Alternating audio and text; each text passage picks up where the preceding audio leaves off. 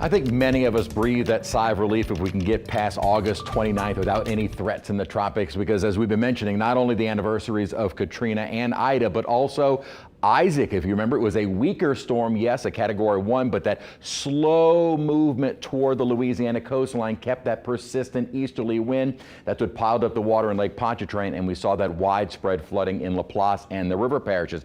However, yes, it is nice to not have any threats on August 29th, but September still is the busiest month in hurricane season and by far the busiest month around southeast Louisiana and within New Orleans, within 100 miles of New Orleans. We have seen over the past 150 plus years 46 storms. So this is still very much the heart of the season, not only for the entire basin, but also New Orleans. So there is still several weeks to go. We can start getting some cold fronts early on in the season, then we start to breathe even more of a sigh of relief. And thankfully, we are not worrying about Idalia, heavy rainfall moving across Florida. It is at a Category 2 with the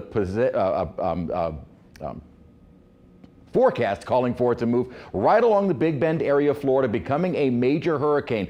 Thankfully, the strongest of those winds will be right near the center. This is not a very large storm. It is a very small storm, which usually also allows for that rapid intensification, something we'll be watching through the overnight, right up to the point of landfall early tomorrow morning. Again, the Big Bend, a less populated area, but it will still pack quite a punch as it moves across Georgia. South Carolina, still some tropical storm force winds are possible around the Outer Banks and around Wilmington up toward Cape Hatteras in North Carolina.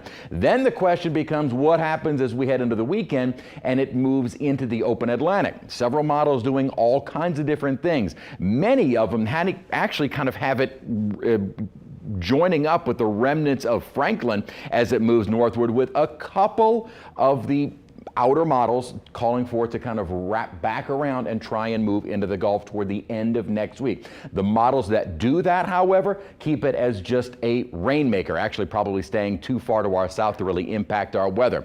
That won't be until we head into the end of the weekend, and it'll be something to watch. Looks like some wind shear and dry air not going to hinder further development of the storm, and the window of opportunity for further strengthening thankfully is starting to close, as it will be inland by early tomorrow morning. And as we've been mentioning over the last couple of days, we actually benefit from the broad circulation around Idalia.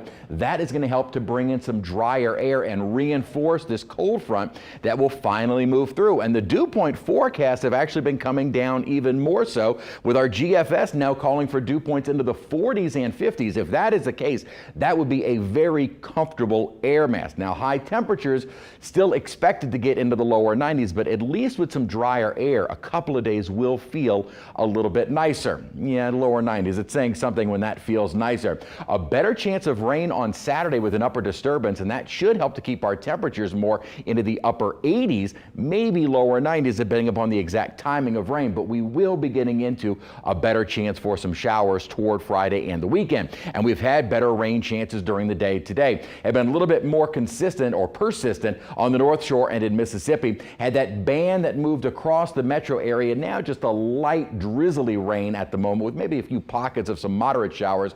Earlier had some of those heavier downpours that just weren't moving much and did cause some street flooding. Thankfully, it doesn't appear to be anything more than that. Heavier thunderstorms moving towards Jean Lafitte and some lighter rain down toward the coast. Most of our observing stations that recorded rainfall got a good soaking, but notice Kenner officially never did see any rainfall. Current temperatures, we've had the rainfall into the 80s, sometimes 70s like down in Houma. Otherwise, we were able to get into the lower 90s, as we did briefly top out at 90 degrees today. Actually, for the first time in weeks, we were below average. Still hot though. It's still summer. Temperatures will be in the lower 90s, but less humid over the next couple of days. Then our rain chances picking back up as we head into the weekend, and maybe some spotty showers and hot as we head toward early next week.